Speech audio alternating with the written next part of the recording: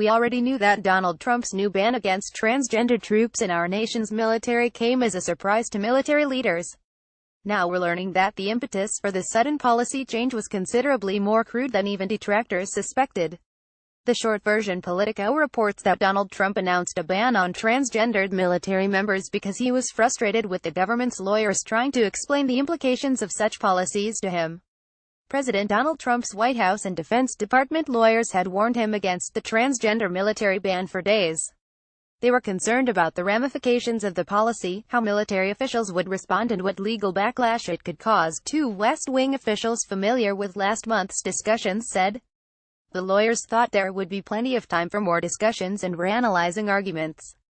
Frustrated with being slow-walked, in the words of one White House official, the president took to Twitter last week, jarring many in the West Wing out of complacency and startling his lawyers, Defense Department officials and West Wing aides, who learned of the change in a series of tweets. This is remarkable reporting, and paints a picture of Trump as exactly the sort of unstable, petty know-nothing that his worst critics feared. His advisors had come to him with a new policy request. Originally, it seems to have been the Republican lawmakers' demands to bar the military from paying for gender transition and hormone therapies. The implications of this were being hashed out by administration and military lawyers at the time. At some point in the White House, this evolved into a discussion of banning transgendered service members outright.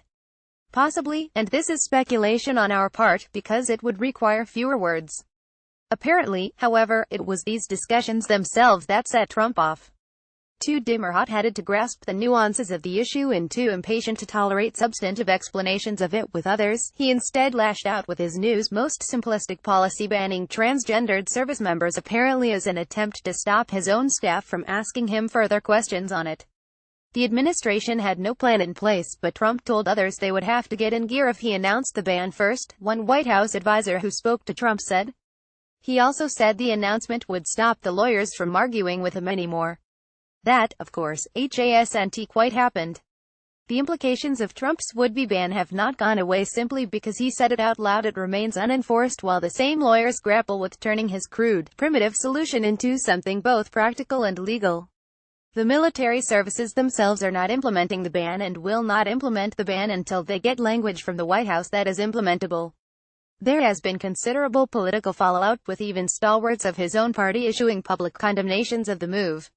But Trump appears to have believed that by simply issuing his Twitter decree, the decision would magically become legal and enforceable and keep him from having to make further decisions on it.